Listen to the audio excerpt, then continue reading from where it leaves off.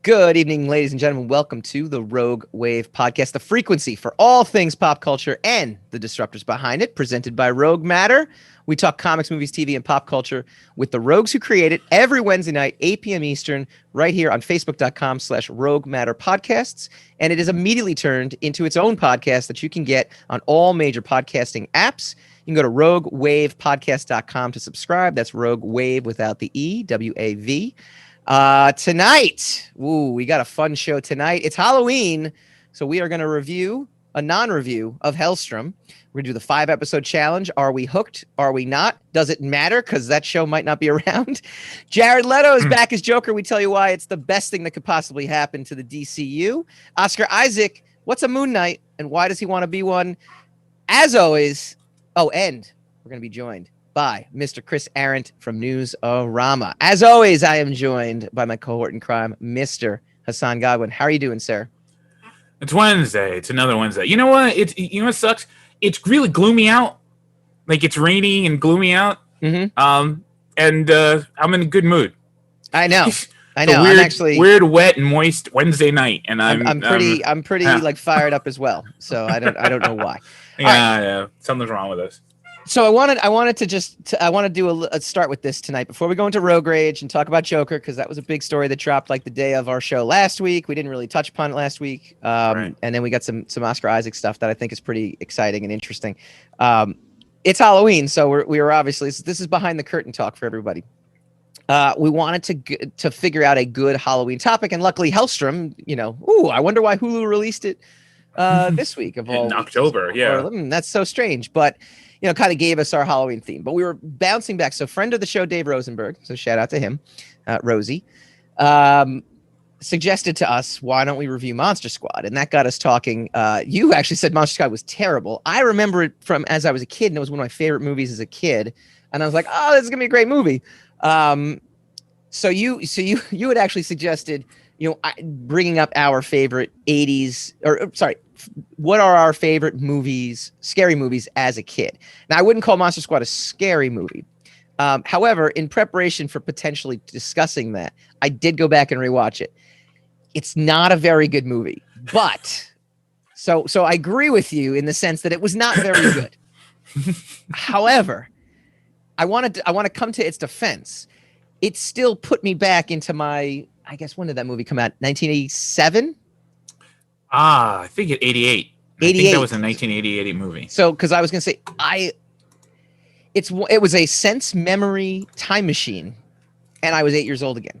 So when she comes over, so for anybody who doesn't know the premise of the movie or has never seen it, it stars all the Universal Pictures, like major monsters, which is Dracula, Frankenstein, the Mummy, and the creature from the Black Lagoon. Did I get everybody? I got everybody, right? Wolfman Yes. too. Wolfman. 1987. You were right. 1987. Either way, I was 8 years old. I have we actually have corresponding birthdays. We're both Scorpios, a day apart. So generally, if it's 1987, whatever year it is, strange. I know it is. I know whatever year it is generally how old I was. So it was either 7 or I was just turning 8, depending on when I saw it. If it came out in Halloween, then it was right around my birthday, so I was probably turning 8 at that point. Right. But anyway. It has all the classic monsters in it, and a Goonies-like squad that has to, stop the end of the world, which happens every 100 years, and all this fun stuff. There's a caveat about Monster Squad, though. What's that? I will just drop for you while you're talking about it. Yes. The sequence in Monster Squad where Dracula is seen on the military cargo plane, and yes. I'm remembering this from memory because I haven't seen it recently. Yes, and he turns into a bat.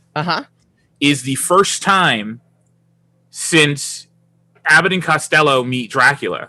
Okay, that there is a special effect of a man actually becoming a bat. Wow, look at that. Yeah. Dropping some knowledge there. That was a big deal when we were young. When I was young with another squad of geeks and we watched that movie for the first time. So there you go for that. What's really funny about it though is Shane Black, Die Hard Shane Black, right? Isn't he Die Hard, or what's Shane Black do? He's a guy. Yeah, Shane Black is Die Hard. Yeah, he wrote it, which is really hilarious. Oh, Predator, Shane Black, Predator. Okay. Yeah. The same guy. Though, yeah. But I'm saying he was he was Predator, and he was also, I believe, Die Hard. Yes, exactly. He wrote Die Hard, and and Lethal Weapon. And Lethal Weapon, right? And Iron Man 3. I mean, Shane Black is very active, and that's something I wouldn't have known as an 8-year-old. He co-wrote it, but he was the machine behind it. And the great Stan Winston did all the costumes. Look, man, a lot of those special effects were great. Like some of the sequences were great. Yeah, for back then, because the one where the Virgin gets sucked into the portal was a little. But that was on par. Those those were state of the art special effects. And then to see state-of-the-art special effects for the Universal's monsters was the selling point of Monster Squad at that time. No, and you know what? It absolutely was, and it was also, again, like you said, on par. Kids today, I mean, I actually laugh because I see tweets of like kids who grew up in the 90s, who were like 7 or 8 years old in the 90s versus being like 7 or 8 years old in the 80s. And they're like, haha, I remember when this happened. And I'm like, you have no idea what it was like just a decade earlier, like in terms of movies.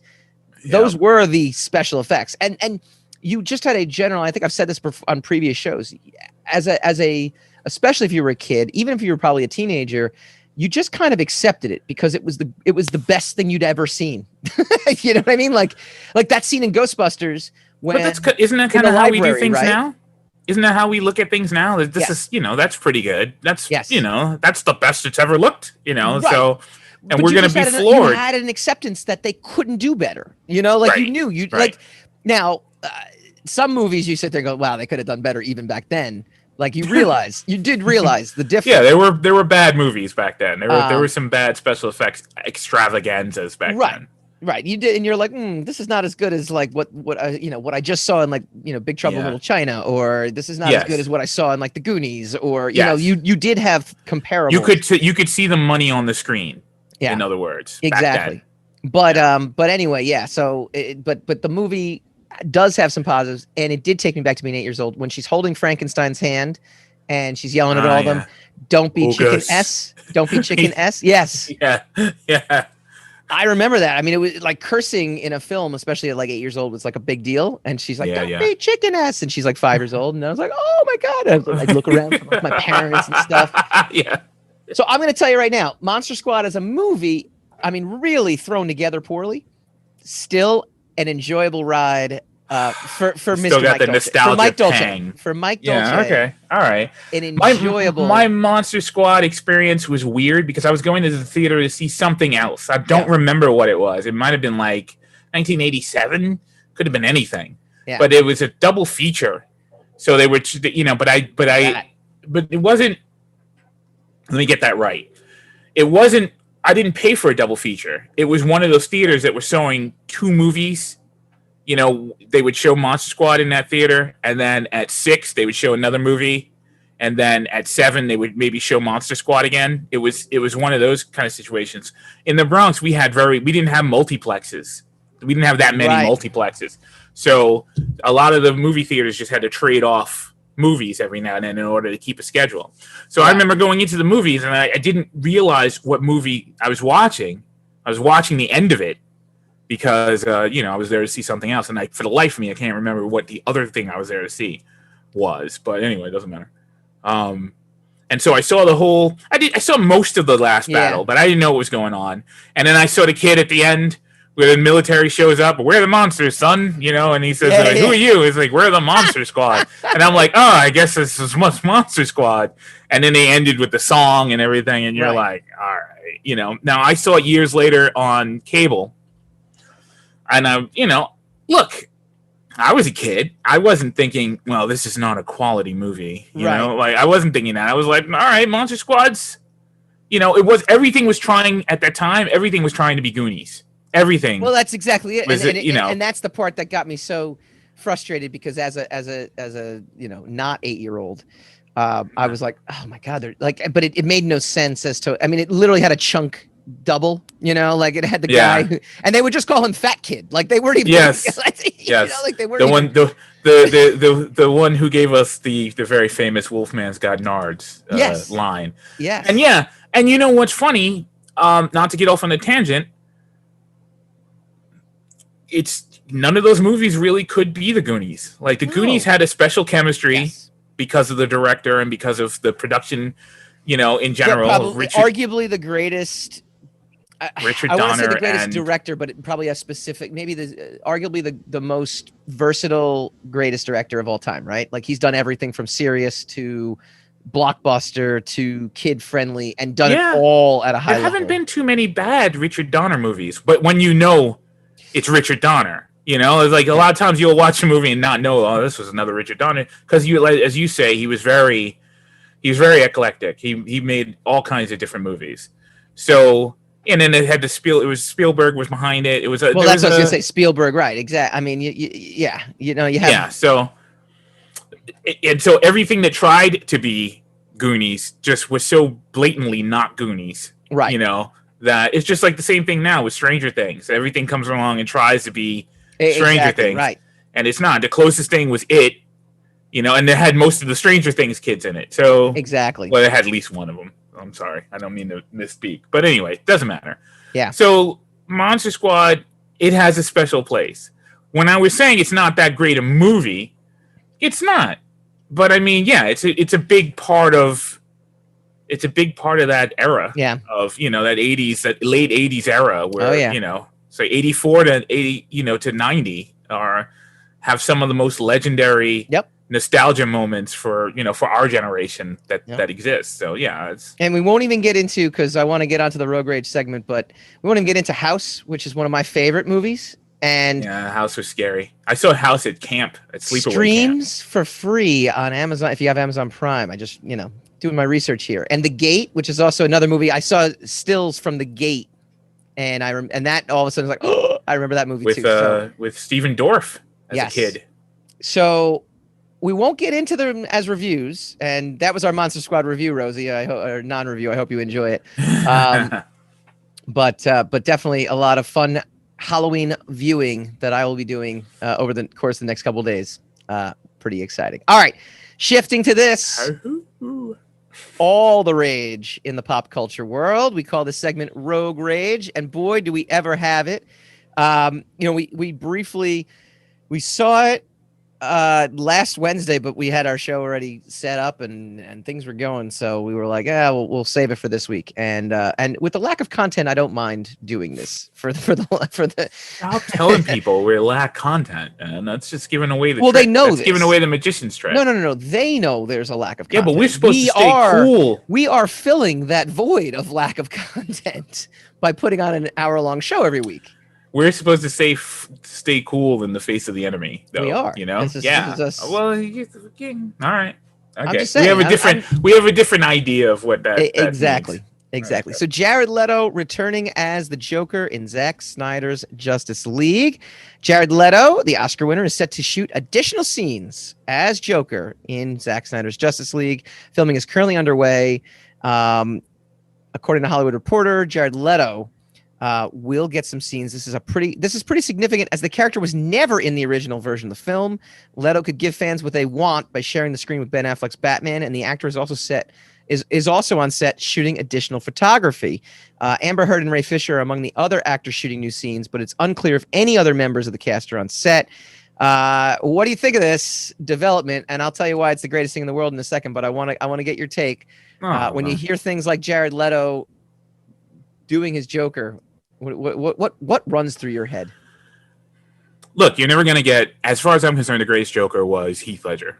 Yeah. It's just my favorite Joker. That doesn't mean he was the greatest Joker. It just means that was my favorite Joker. So we're not going to get to him. So the best thing we could do is just get all kinds of different versions of Joker, just as many different versions, and see who the newest outlier is going to be. And I include Cesar Romero in it. I don't mind. That was my first Joker, so it's fine. And Jack Nicholson, who was his own thing, although he was Jack Nicholson with Joker makeup on. So right. I mean, it was and who until Heath Ledger was everyone's favorite Joker. He was the he was the upgrade. You know, he was the first live action, like serious live action Joker. You know, before this golden age of comic book adaptations came along. Yep. I didn't mind. I don't know. That's damning him with faint praise. I liked Jared Leto's Joker. I like that he didn't try to be anything right, like like Heath Ledger. I thought he would be very interesting if they gave him more to do. He would, he'd be very interesting. Visually, he reminded me of the Alan Moore Joker, just because the Alan Moore Killing Joke. It was way off his hinge. Brian Bolden, he was very similar. Just physically, he looked like that version. But here's why this is the greatest thing that could possibly happen, right? People, if you scour the internet, a lot of it was like, I'm done. Like, oh, this goes too far now, or I don't want to see this. Why do we need this? Blah, blah, blah. There's a lot of it seemed to me, and this is my own personal intake based on my feeds, a very negative reaction to it. I think it's the greatest thing possible because now all the cards are on the table. This is it. Snyder Cut. Oh, for years. Oh, the Snyder Cut's so much better. If you just watch the Snyder Cut, it's going to redeem the entire thing he was doing, and he got robbed, and it was terrible. And we're not excusing the Joss Whedon version at all, but at the same time, people are like crying foul. Now you throw in Jared Leto's Joker. This can also look. Suicide Squad. It answers all those questions. It answers all the questions of, boy, what if, why did they cut all those scenes with Jared Leto? Maybe, so no, now we got it. This is going to be like the great reckoning of a movie that is just going to either dispel every internet, chat room, Reddit, stream, or that's it. It's going to end all the debates. And I, for one, welcome. I don't know. I don't know if I agree with that. It's going to end all the debates? Nah. The internet? Have you interneted before? Sorry. It's going to end the conspiracy theory debates surrounding the DC universe. I respect it. That's how you feel. I don't even agree with that. I think it's just I think it's nonstop. It's just pervasive. It's here to stay. I will say I agree with you for another reason. I just think, look, like him or hate him, no one really complained too much about. I mean, people complain about Jared Leto, sure, but no one really complained about Gal Gadot and I told you this in the off hour. Nobody complained about Gal Gadot or Henry Cavill as Superman. Right. People were on board for Henry Cavill as Superman before the movie dropped. They were like, yeah, that's perfect. And everybody was floored by Ben Affleck for the most part. Because they didn't expect him to, which was a kind of another renaissance for him, because they didn't expect that he was he's gonna be Batman and Bruce Wayne. That's not gonna work. And then they did. He's one of my favorite freaking Batmans, right? And supposedly now that Snyder's back, he's at least doing his own version of Justice League, because they're doing reshoots and stuff for his director's cut. Suddenly you hear Henry Cavill's going to be Superman again. Right. And that Ben Affleck is signed on to be Batman again, in whatever limited capacity. Gal Gadot never went anywhere. And now you're hearing Jared Leto is definitely going to be their Joker. Yeah. This is look, no one, the one thing that the DCEU got right was the casting of most of these people. I've never heard any complaints about the casting. So the fact that cast had started to slowly fall apart after they had their kerfuffle with Zack Snyder and replaced him with Joss Whedon, and the Zack Snyder brand didn't quite mix with the Joss Whedon brand, and that's why that movie that's why the movie was such a dumpster fire. And we will see if a complete Zack Snyder image vision can redeem it. Yeah, we will see. We don't know yet, because we can't blame either one of them until we know. Exactly. Right. But I think the best thing about the DCEU has been restored, i.e. the casting. So I agree with you there. And it's opened the door for new material. That's the last thing I wanted to say about this too is Jared Leto wasn't even in the first one. So now this really is. So actually, this is actually going to contradict my point that I made earlier, but I don't care, because what do I care? This is a new film now. Many this times. is a new film. So the the end all be all of the Snyder cut does not exist in the way that fans were arguing to see it. This is, I mean, all these reshoots, bringing people on. I mean, he's literally fixing this thing. And look, I can't blame him. When I did the Sire trade paperback, like I recolored the first issue because the first issue was like when I was first learning how to color comics, and well, I fixed that. And there was a scene I could never quite get the dialogue right, and so I went back in and I tweaked a couple things. Like you can't help it. Like once you get your hands on the material George Lucas again, the whole thing. You have to. You have to. Back in George Lucas. I don't see how it's possible unless you make a conscious decision or are legally bound not to not go in as a creator and try to improve on your own work. Like I cannot argue with you. So I understand. Yeah, in a way, it does not end the conversation toward the Snyder cut, but in a larger sense, it will. So I didn't completely contradict myself. And, hey, that's a win. Boy. That's a win for this week. All right. The other big thing. Is it a win that about the movie, or the win that you didn't 100% No, the win for our show. Yourself? This is the win for our show. That you didn't contradict yourself. And look, yourself, I didn't even make fun of you saying Zack Snyder instead of Snyder. Schneider's the nice little rabbi who lives down the street. You keep saying that there is a H in there, and I keep saying Snyder. No, it's so Snyder. I don't. No, it's not. It depends on. It's a potato thing. Keep moving. Keep it on. Keep going. Oscar Isaac is in negotiations to topline Moon Knight, the latest Marvel series for Disney Plus.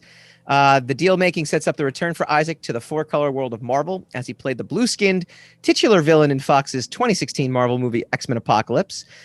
He was also Jeremy Slater, who developed and wrote Netflix's Umbrella Academy series has been tapped to develop and lead the writing team on Moon Knight. So they got some good folks there. We like Umbrella Academy a lot. I think people tend to.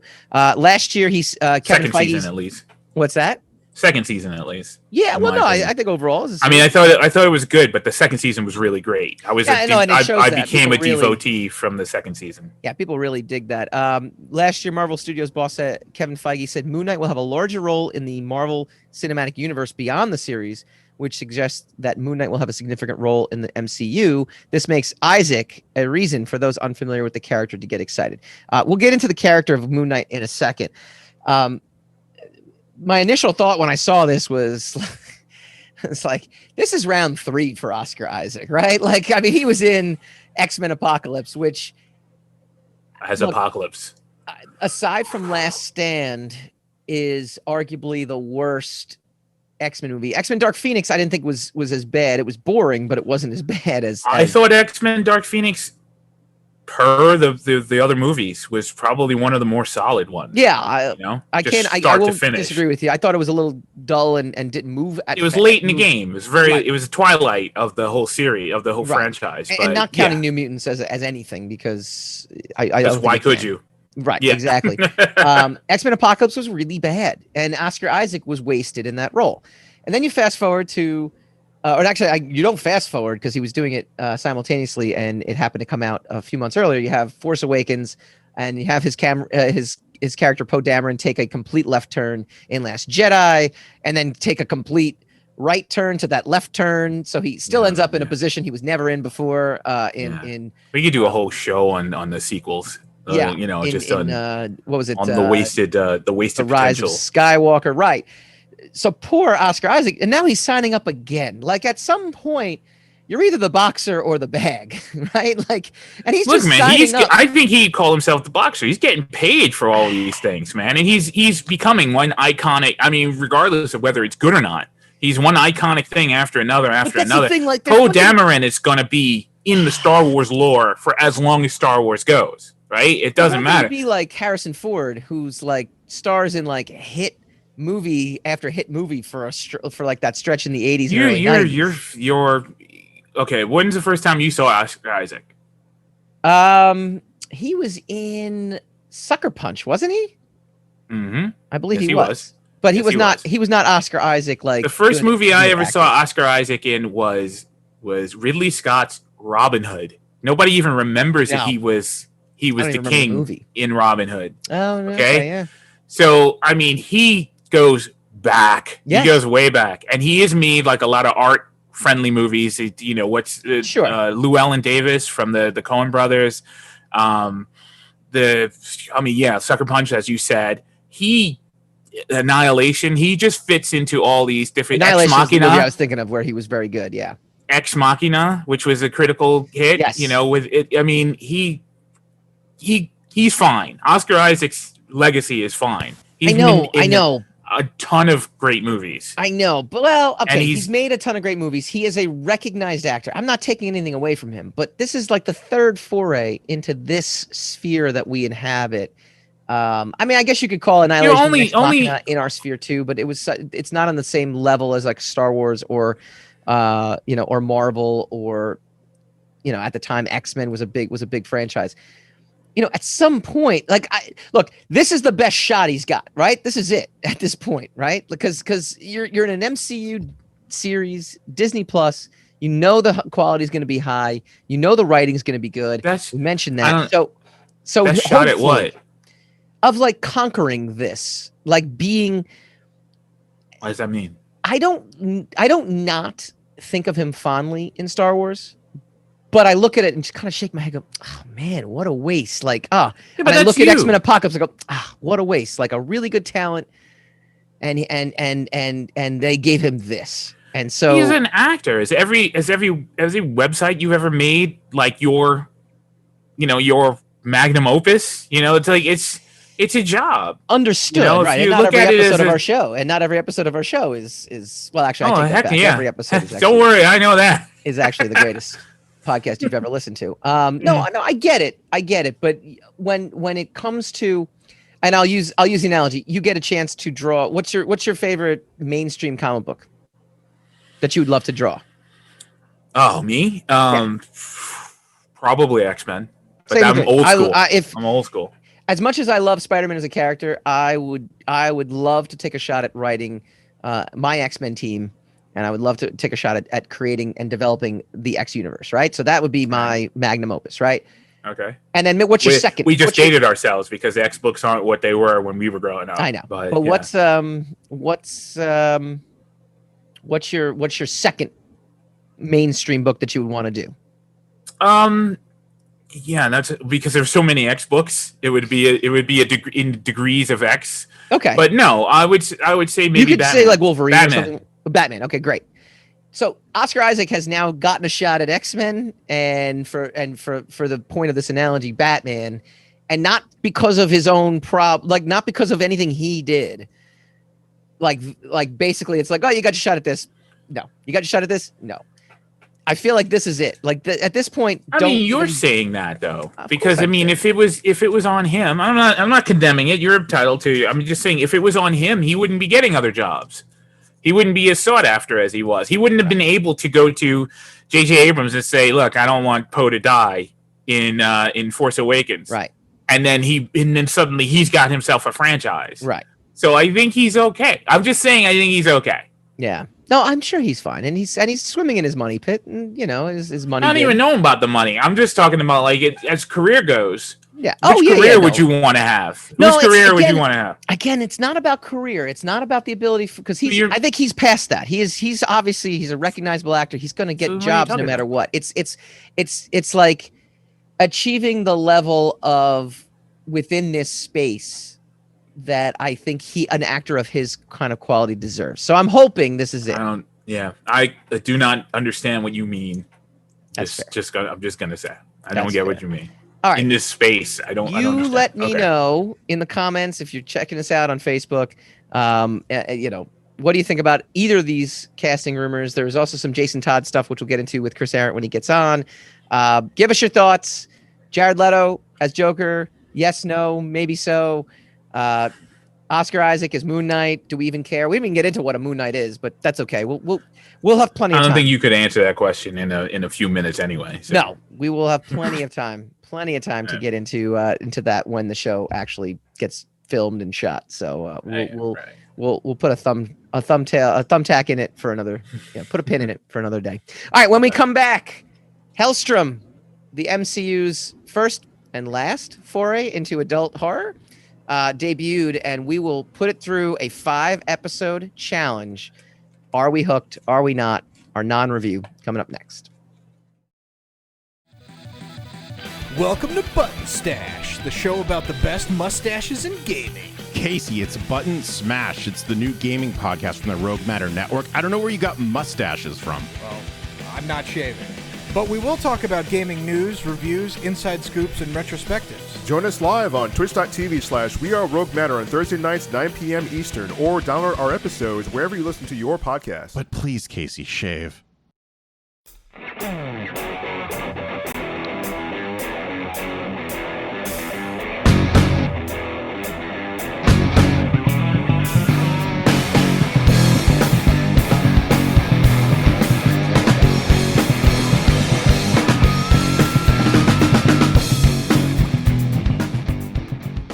Welcome back to the Rogue Wave podcast, the frequency for all things pop culture and the disruptors behind it. Once again, I know you guys saw the commercial for it, but go check out Button Smash. It's our video game podcast from Rogue Matter. Those guys are awesome. Good guys. Yeah, they are, and really awesome. They just did AOC on Twitch, was last week's show, and this week coming up, they're gonna do a Halloween themed episode too, so it should be pretty cool. If you're a gamer, if you're a pop culture enthusiast, go check it out. You can go to twitch.tv/WeAreRogueMatter to tune in, subscribe to their channel, and you'll get something from them every single week. Once again, another great Rogue Matter podcast. We got some cool ones coming up in the pipeline coming down the line. All right, Helstrom. What's a Moon Knight? What's a Helstrom? We could ask these questions all day long. Before we even get into it, that's the amazing part, right? Like what these streaming services and channels are mining to get content for their show. I mean, they're really starting to dig. We talked about it in the first segment, right? Like everyone tries to be a Goonies. Yeah. Even Marvel within its own company tries to be a Marvel. Like they're even because, all right, so people are going to sit there and say, what does that mean, right? This show is the last with Jeff Loeb as the producer. This is the last you saw it when it kind of shows. It kind of without giving too much away. It kind of, yes. You can kind of see it. Yes, you know? It's the last show that Jeff Loeb executive produced. It's the last show in partnership with ABC Television. So you kind of saw that at the opening credits. It's something that is not connected. I mean, there's an interview with the showrunner, and he blatantly says we are not part of the MCU. It's officially been broken off. We have origins in the comics, he said, and this is from Screen Rant, I believe. But Hellstrom will always be a Marvel comic, but our show has taken on a life of its own based off it. It has nothing to do with the MCU. Which is always a red flag, and I don't mean that as a precursor to how I feel about this show. But when you are deliberately separating yourself from a successful franchise, it's always a little bit of a why would you even enforce that? You don't. You can leave it ambiguous. You don't need to say we are definitely not. And unless you plan to do things with those characters that are in the MCU, and you had Agents of S.H.I.E.L.D. were part of this. Omni universe that Agents of S.H.I.E.L.D. technically was part of the MCU and still is.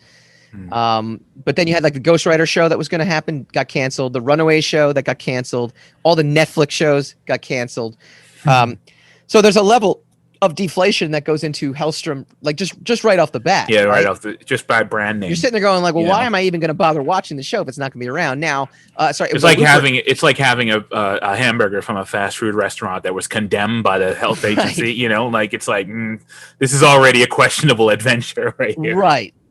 But according to it was a Looper article. Sorry, not Screen Rant.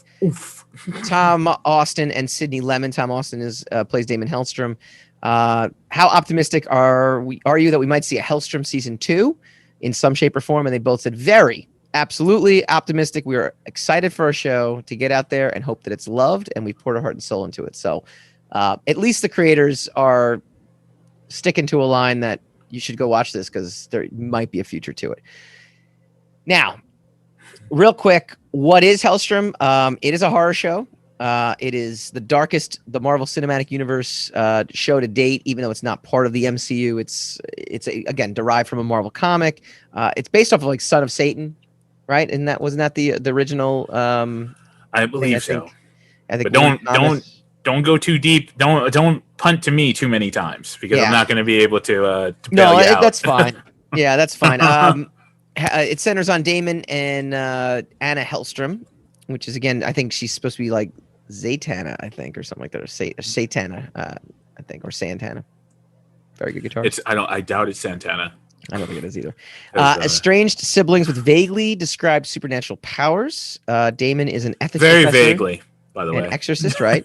While Anna is a goth Silicon Valley type with a fun haircut who murders criminals. This was a review I got. So that was. This is why we don't do reviews. Exactly. No, I agree. But I thought that was a fun way to recap everything, right? Yeah, but we can't be that clever. That's why we don't do reviews. We can't. Yes, we're not going to home in on her haircut and decide whether or not it's worth seeing or not.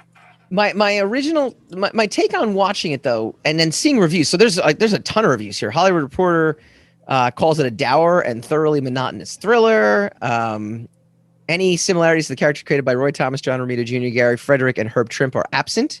The muddy and gloomy show has a few fun glimmers around its middle and a standout performance from Lemon, but ultimately nothing here is good enough to make an investment in. IO9 says the series barely manages to make a strong argument in defense of its own existence.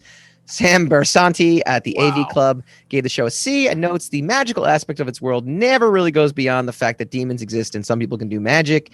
TV Guide's Sadie Genis has a more positive approach, writing the show with its compelling mythology and morally complicated characters is just the type of spooky adventure I was craving this fall. She doesn't have much to say about the show's strengths, but calls it fun and a binge watch that goes down easy. So fair enough. With all this setup, I'm kind of sitting there saying, can the show reach me in a way that's going to make me want to watch it? Because I've actually watched shows that people are like thought were great. Umbrella Academy took me forever to get through the first season, and now I'm hooked and I enjoy it. But that first season did not go down good and did not. It was a hard swallow, and I only watched it because of this show, and I only watched it again because season 2 came out. And we had nothing else to watch, so I was like, all right, I might as well dive into this thing and try to get through it. And now I enjoy it.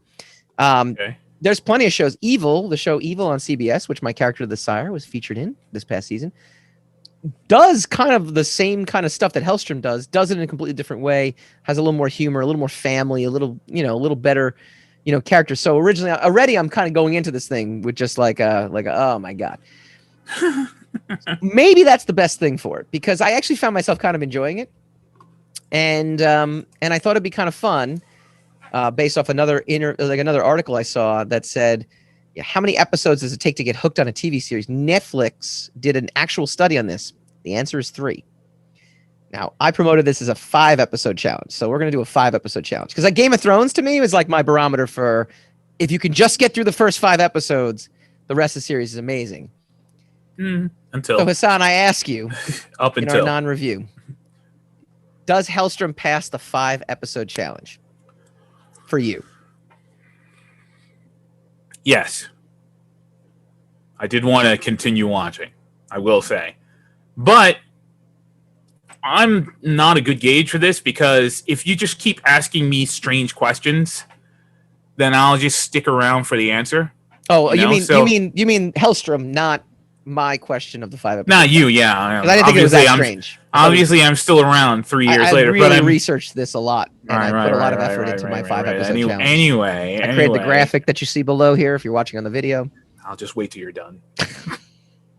Anyway, it asked a bunch of weird questions. I'm like, I'm in. I'll stick around as long as I can. It was based on how much time I had, not really. I mean, if I was pressed for time and I watched but look, I will say this other thing. That first episode, I thought was very well written. Yeah.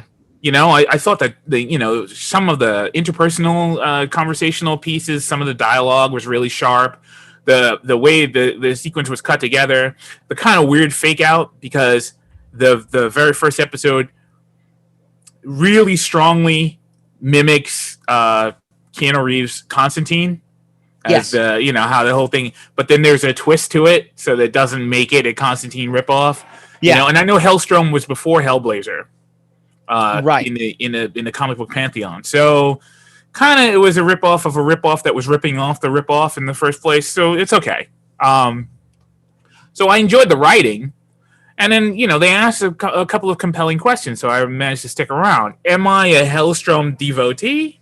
Nah, not really. But I mean... But it's enough to finish out the series. It's enough to say, you know what, this was interesting. I actually felt the same way. Like, it wasn't... It's not trying to be anything, groundbreaking. Not. It's not trying to be anything revolutionary. What's that? I said it certainly is not trying to be anything groundbreaking. But it was... And it does have that Jeff Loeb... it does have that... how would you describe it? This almost refusal to reach for anything more than what it is. It continues to stay in its lane, but I don't know if that's necessarily a good thing. But it's definitely a trait of the Jeff Loeb television extravaganza, where it's like, this could be so much more if they just reach for it, and they just kind of self-defeating in the sense that they, they're very content to be in that small box. And they don't try to reach out of it. Right, I agree. But they also, it's okay. Like, it's okay. It is okay. It's okay to be like, just be good at what you're doing. You wouldn't want someone to say that about Sire. You wouldn't want someone to do an entire segment and say, it's okay. It's an okay comic. It's actually okay. What I want them to say is, I'll keep reading it. I'm interested enough to keep reading it. But it's not. At the very least, they say anyone you want to keep reading and will do a review would be someone to tell you, this is good, read it. And we're not really saying that. We're saying we'll finish it. Yeah. We're not really recommending that anybody else get on this train. Yeah, but here's the thing, and I think the reason we don't, because I would actually recommend it in a sense of, I'm interested to see where season 2 goes.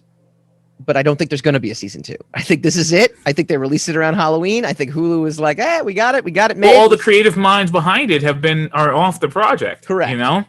Correct. So who would be left to spearhead? And the next season would have a completely different feel than the first season. There is a self-defeating mood that surrounds, if you know any of the backstory of it, to say like, well, we don't want to continue. A couple things I liked, and also a couple things that were a little weird. I liked the fact that it did not, at least to me, within those first 5 episodes, it wasn't a binge format for the most part. There seemed to be a driving, story to each episode. Almost like not a monster of the week, because it's not monster of the week necessarily, but in a way it was, right? Like the episode where they goes visit the girl who had a similar experience. So it's who had gotten kidnapped by the father, that they're looking for. So basically the whole premise of it obviously is that they are the son and daughter of a serial killer, which again is a very strong premise. Yeah.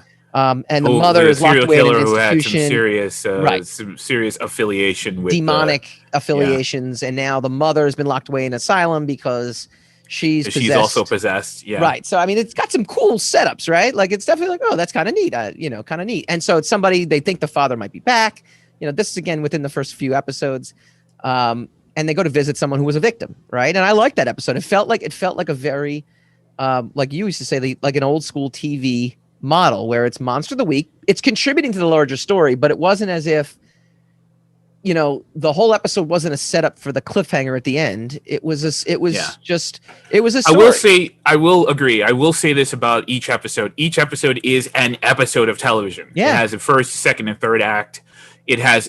They're long. They feel long, and I don't mean that in a negative way. They feel like they're very full. They're not this quick, like, one scare and it's done, and then come back next week kind of situation that we're dealing with a lot of, like how I felt about The Boys in the first 3 episodes. It's like, this is not full television. They're an hour long, but they're not set up to feel like it was you're watching a full complete chapter in a long series. Yeah. And at least Hellstrom is very much like that. There's a lot of content per episode, that you have to be paying attention to. So that was good. I think it's a quality show. I just think it's got so much against it, and it's in such a saturated field, to try to get attention, and it's already being buried. Yes. By lack of coverage, and someone had to tell me that the show existed before I was able to go see it. So, there's that. here's my last comment about this, and this is actually, it leads into a kind of a funny thing about this. The only complaint I really have is that the Helstrom brother and sister tag team are not the most interesting part of the show. They spend a lot of time developing Ariana Guerra's role. Elizabeth Marvel plays Victoria Helstrom. Her part is juicy and meaty. Anna is kind of annoying to me throughout the whole thing. And Damien's palatable. Damon's palatable, but he can also, like, when the two of them are in the room together, it's really not good. Like those are my least favorite scenes. And it also, what's funny is when I think of the show, like if you tell me like in memory, what do you think of?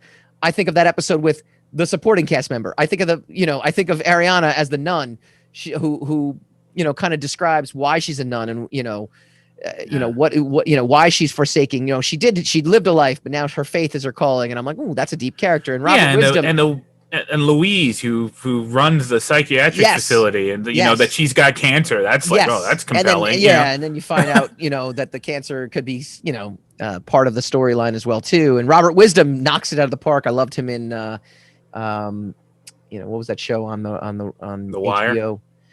No, I know he was in that, but it's not important. It didn't knock it out that much. I'm just kidding. It was the sports show on with The Rock on HBO. Which darn it! Yeah, I know what you're talking about, though. I'm not a sports fan, so I don't know. I don't know the name of it like I should. But I've seen it was Ballers. Yeah, Ballers. I know. Okay. It's killing me. I couldn't remember because actually, talk about a show that wasted potential. We're so bad. We're being scorched in the comments right now. We're okay. But here's the funny. None of our audience watch Ballers anyway, so we're okay. Yeah, sure. None of them. Here's the last thing I'll say about it too. It has the most celebrity lookalike cast I've ever seen. Oh, this yeah. Like Elizabeth Marvel, I thought that was literally Allison Janney. I did not realize it was not Allison Janney, and I had to look at them. They're like, Elizabeth Marvel. I'm like, really? Wow. The girl who plays Anna looks at it, look at the poster. Look at the poster. She looks like Cate Blanchett. Like, I thought that was Cate Blanchett, and I'm like, wow, they got Cate Blanchett on a Hulu series. I'm like, holy cow. I don't know whether that's a celebration of Hulu or something to feel bad about June for Carroll Cate Blanchett. Reminded me, so she plays Louise. She reminded me of Viola Davis from Suicide Squad. Robert Wisdom is like, it reminds me of Ving Rhames. Like, there's just it was almost like that scene in Spaceballs, where they jump through the hole, they come up, and it's all the stunt doubles. They come capture their stunt doubles. So that was Ariana Guerra might be the only I've never seen her before, but even fresh face, and I've seen that actress before. I know. I have seen an actress feels before. familiar to me. So I will honestly say my last take on it is that it's very compelling, but it's compelling in a very unremarkable way because it's compelling only because they refuse to elaborate on what any of these, I still don't, 5 episodes in, still don't know exactly what the nature of their powers are. Yeah. Or exactly how they got their powers, and I'm sure that, I'm sure the next 5 episodes will reveal all that. But the powers are the least interesting part too, which should be the case, right? Because every time they went up against something, they got housed. They got hurt real bad. Yeah. So but I mean, look, we'll find out. We'll watch the other 5, and we'll give a very 5-minute last word on it next week. Yeah, it's enough to get it hooked. And we'll change this to the 3-episode challenge going forward to support the data. Or maybe we won't. And our own time schedules. F them. Which is do what we want. All right, when we come back, we go spinning the racks with Chris Arrant from Newsarama.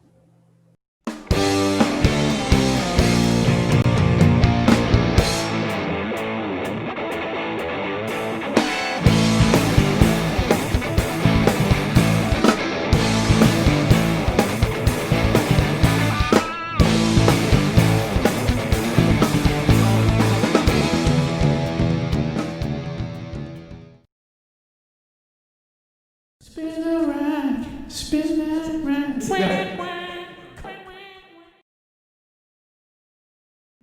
Welcome back to the Rogue Wave podcast, the frequency for all things pop culture and the disruptors behind it. And we have got a rogue by any other name would not be a rogue such as Chris Arrant. He is one of our favorite guests, and he's from Newsarama, and he gets to join us on the Rogue Wave podcast. I think it's the first Rogue Wave podcast you've been a part of, correct?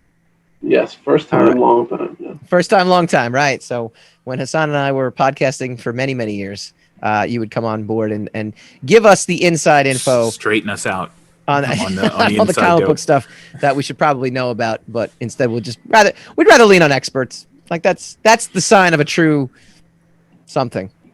Yeah, whatever we are. It's a sign of a true whatever the heck we whatever are. you want to call us. Yeah. You, my friend, are an expert. All right, couple things. Hassan really wanted to talk about X of Swords. X of Swords. Yeah, I didn't want to talk about it. I just wanted to get his take on it, and I got it. I got it right before we actually went live. You did, but now you didn't. So I mean, and that's what went out on the air. So that's what the people will remember. But basically, just wanted to get the broad strokes of X of Swords.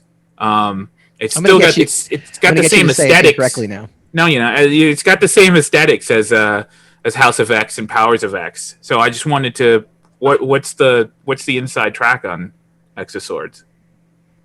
Currently, as we record this, we're at the halfway point. Stasis, the third of the X of Swords one-shots come out. It's in itself, the event's like a 20 to 25 part series, depending on how you want to do math. It's the first event out of Jonathan Hickman's X-Men kind of revamp. And I think it's pretty good. It's kind of more of a tie-in series than an actual event series, but kind of the tie-ins work to kind of explain. So far, I've worked to kind of explain how each of the characters gets their kind of unique sword. As you can tell from the title, this is kind of a sword-heavy event. They're kind of playing like into that joke of this just being about a whole lot of swords.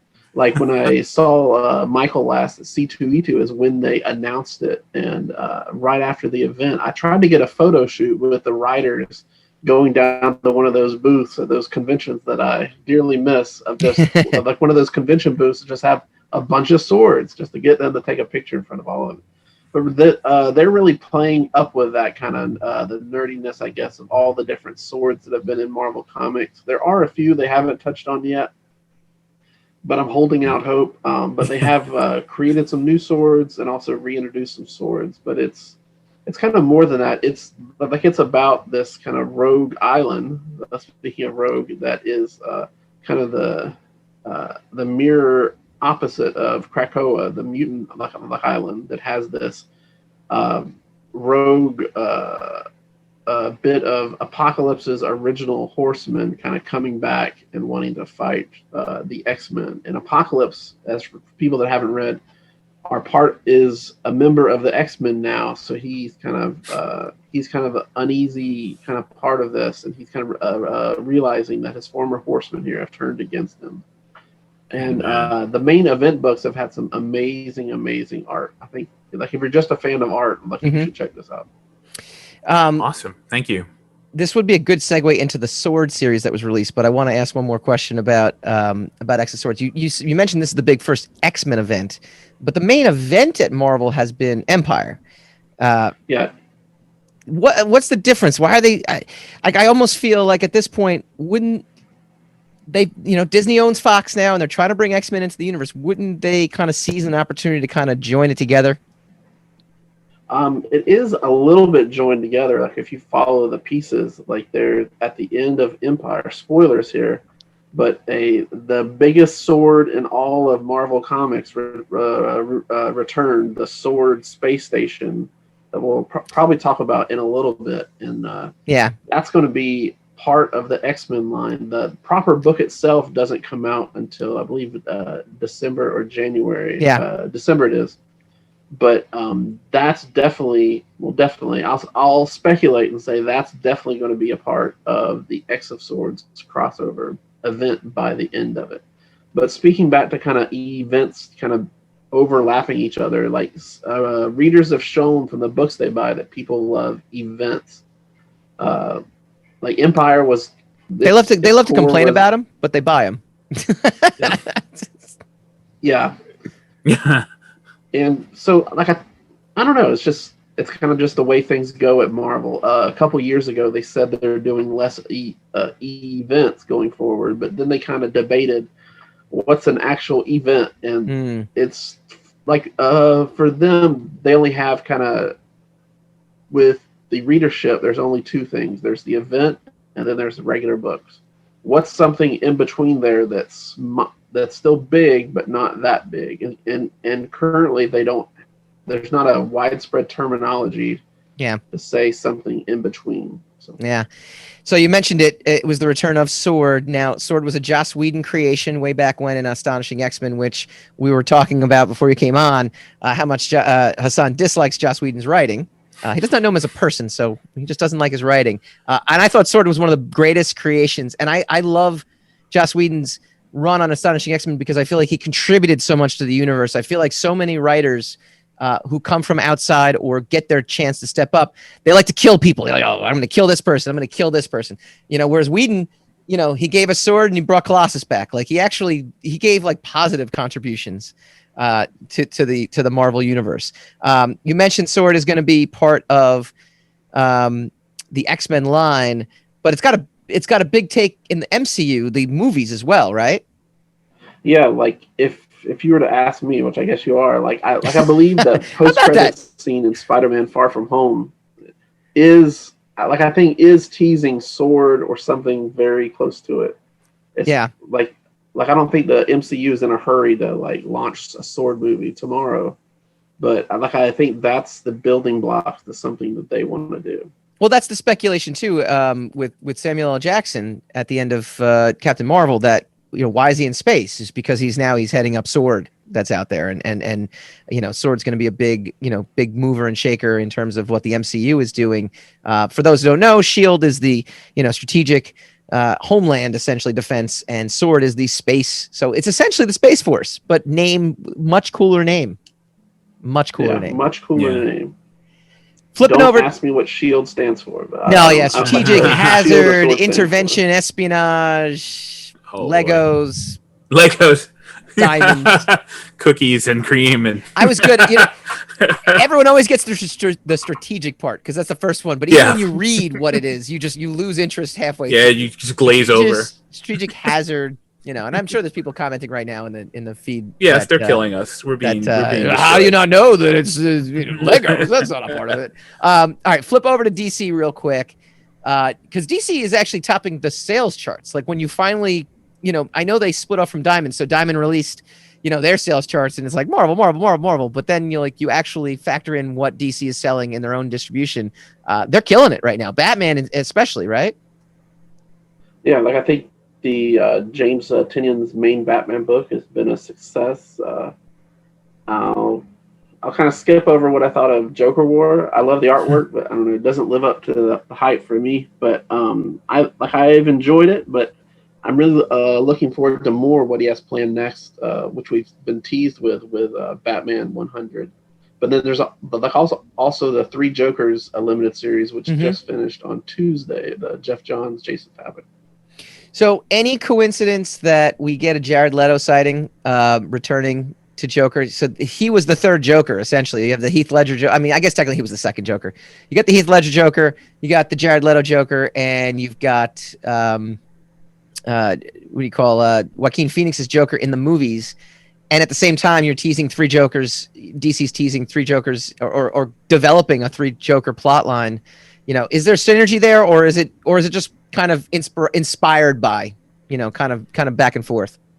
I don't think they're building towards something, but you got to think Jeff Johns, who wrote the Three Jokers comic, conceived it when he was one of the heads of DC Films.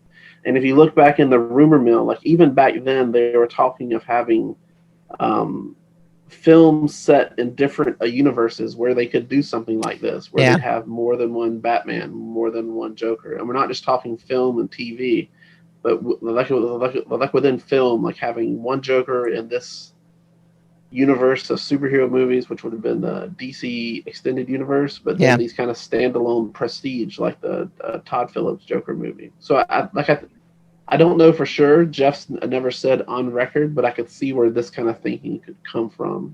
And spoilers at the end of the Joker movie, three Jokers limited series, but there's actually more than 3 Jokers. So there you go. Now, wouldn't you think? That would solve the dilemma of the movie sequel, right? The movie sequel is always like, we need to put more villains in it. So now they're actually coming up with the idea, let's put the same villain over and over again. Like I can conceivably see this happening in like 2 or 3 years or 4 or 5, just based off production schedules, where Batman's just fighting like 18 Jokers. And they just like, that's it. We're just, instead of trying to find like the crappy, sidekick villain, we're going to just make them all heavy hitters and make it the same one. maybe if you're an accountant, but as a fan of storytelling, like I can't conceive of a great story with this is Hollywood. 3 Jokers. This is Hollywood. You don't need great stories. You just need good special effects. Yeah, Hollywood is all accountants. Yeah, that's the whole thing. And movies never make money. It's amazing. The guy who wrote Men in Black is like, I still haven't actually. I'm still in debt. He like the guy who wrote the screenplay is like still in debt to the studio somehow. I don't know how that works, but go look it up. It's a funny read on Twitter. It's not funny for him. No, it's funny for us. It's not he jokes about it, but I think he's okay. I think he's doing okay. All right. Last question. How have you been during the pandemic? So actually, this is a multi-part last question. How have you been doing during the pandemic? How has Newsarama been doing during the pandemic? And how is the comic book industry itself, in your opinion, doing throughout this pandemic? Personally, I'm fine. My wife is fine. We're very privileged to both be able to work from home. We're in Florida, so that itself is a negative this time of year, but we're very privileged.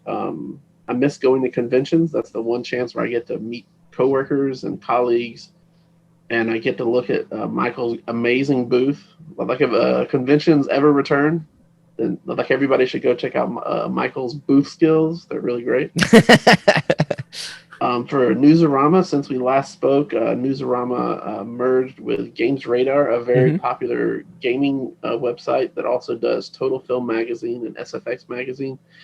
And none of the staff has changed. The only change in our focus is that we get to spend more of our time on comics because they have experts in film and TV that write about film and TV based on comics. So we help them with the comics expertise, but then we're allowed to do deeper dives on current comic stuff. Like we recently did a deep dive on Kraven's Last Hunt. Oh, nice. The Spider-Man story. And we revealed how we basically discovered for the first time how it was originally a pitch for a Wonder Man series. And then when that was turned down, it was a pitch for a Batman series, and that was turned down. So the third thing is, hey, we'll do it with this Kraven character in Spider-Man. And that's pretty great. And that's one of the greatest, in my opinion, greatest Spider-Man stories of all time, especially of the original run from that spanned all the books, right? Web of Spectacular and Amazing. Okay, it's funny. It's funny you mention that too, though, right? So I have one Image comic credit to my name in my life, and I've pitched Image Comics many, many, many, many times, and I've come up with what I think are like super original ideas and super this, super that. And the one pitch that got accepted was actually like was a new take on an old character. I won't reveal what it was.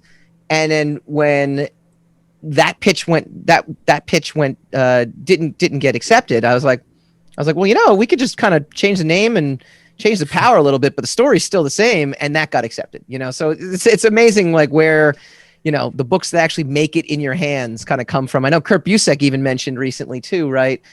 Like he was the one that suggested Jean Grey get resurrected. It was a big Twitter thing, over the summer for X Factor and how it could actually, happen. And I love stories like that. So that's amazing. We'll definitely plug some of that stuff that you got going on. How's comics doing now in general, in your opinion? I think 2020 is going to be looked at a year that kind of forced a lot of changes in comics. Like you mentioned, the distribution, like earlier, I think that's still being figured out. Yeah. On the positive front, like comics and graphic novel sales in bookstores, and that includes like Amazon, stuff like that, is up 48% since the onset of the pandemic, which nice.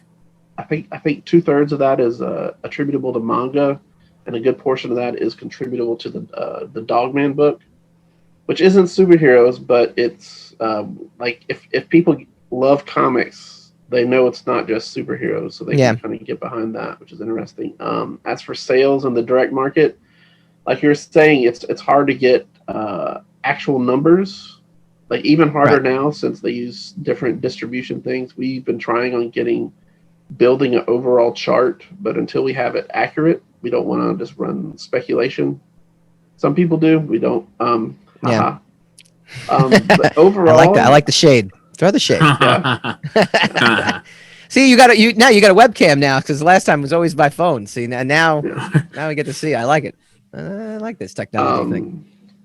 So I think comics are doing well. Like I do think there is a bit of uneasiness that's here from the pandemic, and since most of the people that work in comics are freelancers and work from home, that even makes it more challenging and more frightening for people, that they kind of don't know what's coming next. Yeah. So I think it's just a period of uneasiness, and that's not to mention that all how much money is made for the comics industry at conventions, and those aren't happening right now. Yeah, and what about Kickstarter too? I mean, that to me, that's like seen a huge jump. I mean, we did a Kickstarter through Rogue Matter last month, and we were one of like 200 projects, which was just, I mean, it was astounding.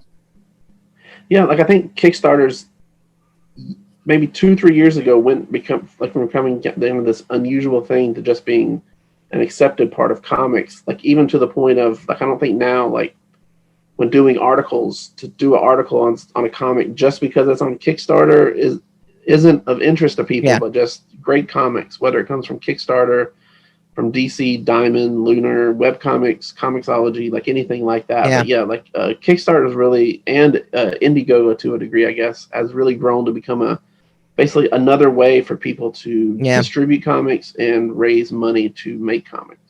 Yeah, it's funny when I did my first Kickstarter 6 years ago, and I had heard about it 2 years prior, and my initial reaction was like, well, I don't want to ask my friends and family for money.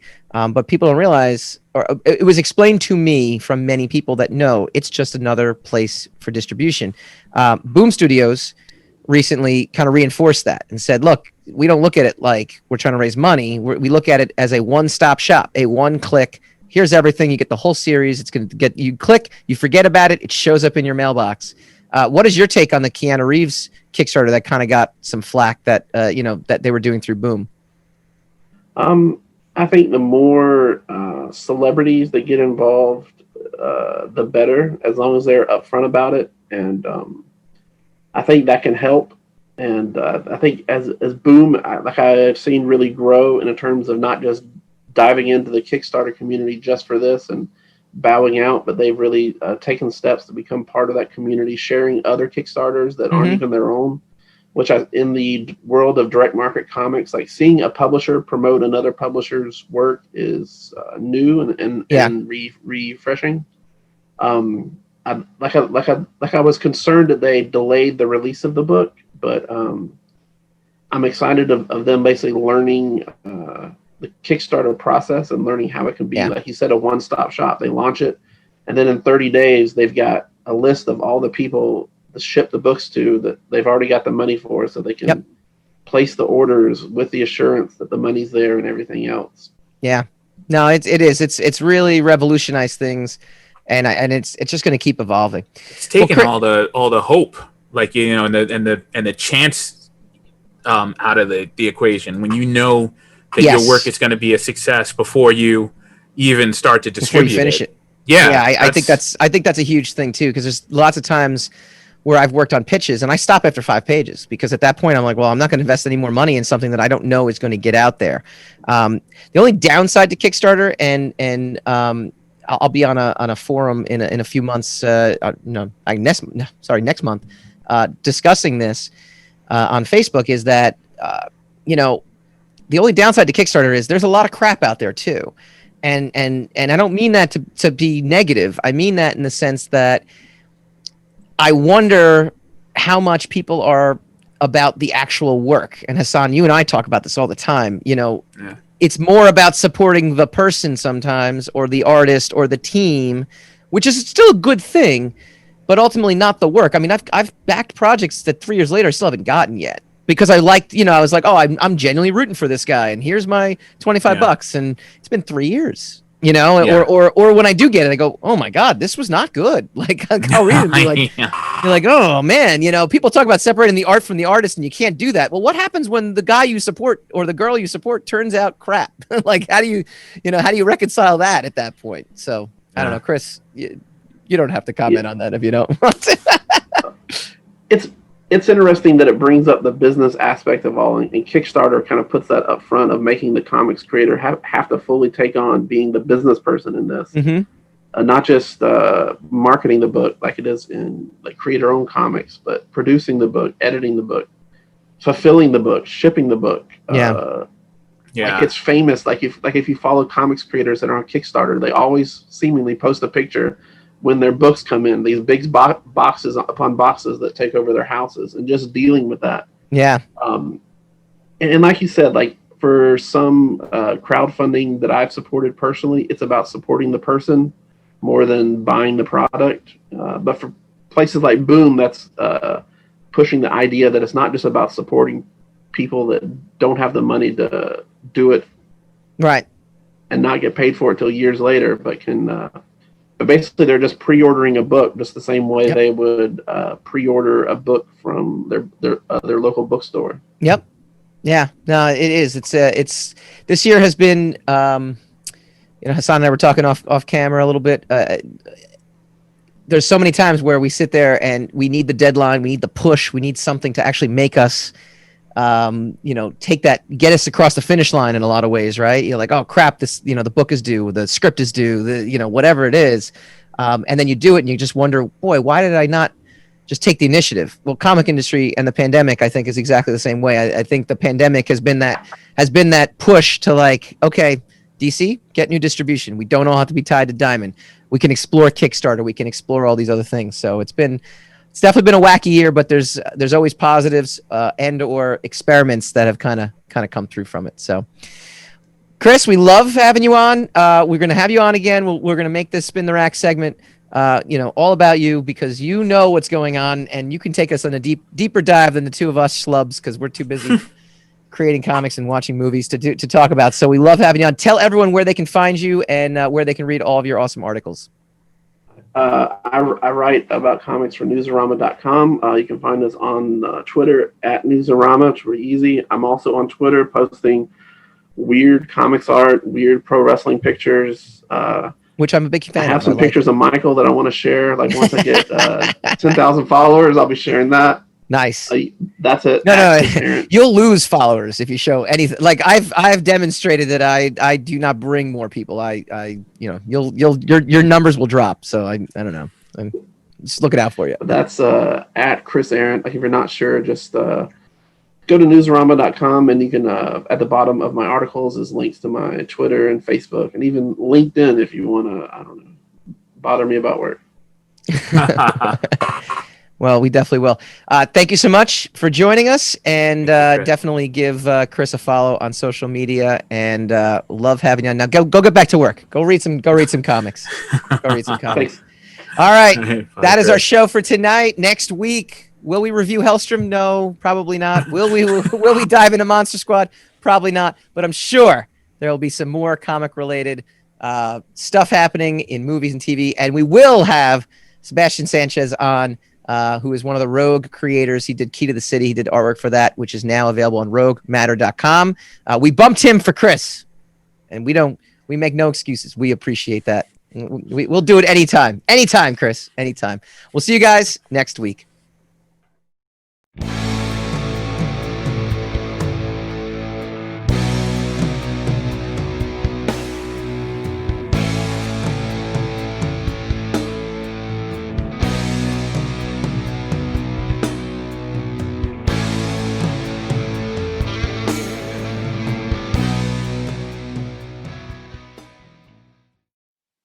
Rogue Wave.